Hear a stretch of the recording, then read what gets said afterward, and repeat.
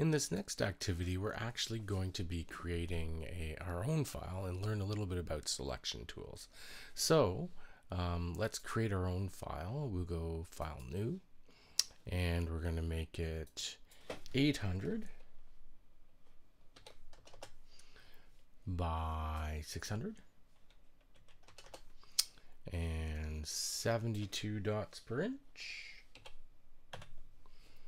And we're going to go RGB color, white background. Make sure it's in pixels here. Okay, and just click OK. And as soon as you have the document up, go full screen. And now we're going to learn about some selection tools. Now there's 3 different tools here that do selections of different kinds. The first one has the rectangular and marquee tool, which we will be using at various times. At this time, we're just going to be using the elliptical tools. I'm going to leave it there.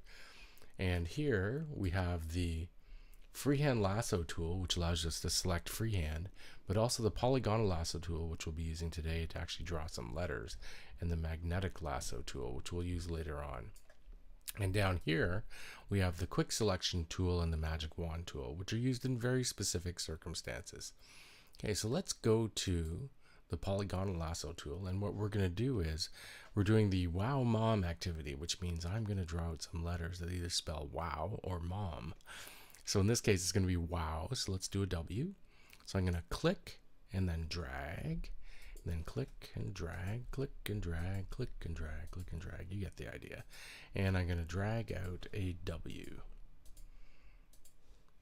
And you'll notice as I get close to the beginning, you'll see a circle appear, and as soon as the circle appears I can click and it finishes the selection.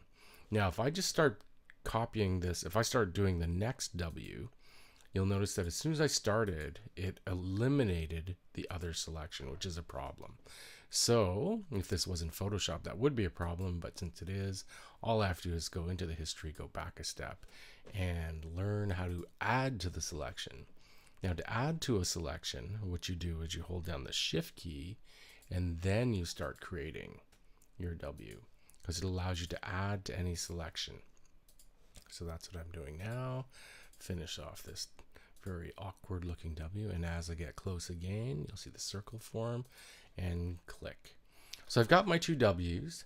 Now I'd like to add the O. So I'm going to go to the elliptical marquee tool, and I'm going to add by holding down the Shift key. So I hold down the Shift key and I get the plus sign by the icon again. And as I drag out a circle, I say about that big, but you notice it's off center. So I'm still holding down the mouse button in order to move the circle into a more central location. So hold down the mouse button, I'm still holding down the Shift key. Now I'm going to hold down the space bar at the same time, and I can move the circle. So I'm moving the circle.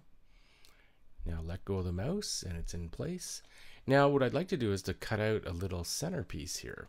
Now that's not an add, that is a subtraction. So in order to subtract a circle, I'm going to hold down the Option key and I get a minus sign. And I'm going to draw out a little oval here. And again, it's not centered, so I'm going to hold down the space bar and move it over a bit. And there we go. My wow. Now just have some fun. You may try adding some color by doing this. I'll go to the paint bucket tool over here, and let's click on some blue. And I will choose that with the eyedropper. How do I choose that with the eyedropper? Oh, here we go. Just go here, click OK, and now I can fill it with a color. Okay, and if I'd like, I can add shading to it by going here and just going to the brush tool, which is there. And if I want to do some brushing on it, let's increase the brush size a bit. Say about that big. Hardness at 0, which is good. Makes it more like an airbrush, and I can go like this if I wanted to add sort of a shading to it. If I was very good at this, which I am not right now. It's awful. Anyway, and then I could switch to white and add highlights if I wanted to add highlights along here. I could add highlights to make that look interesting, and this is awful. Anyway, you get the idea. Now, if you didn't want to fill it with a solid color and just play around with the brushing, I'm going to go back.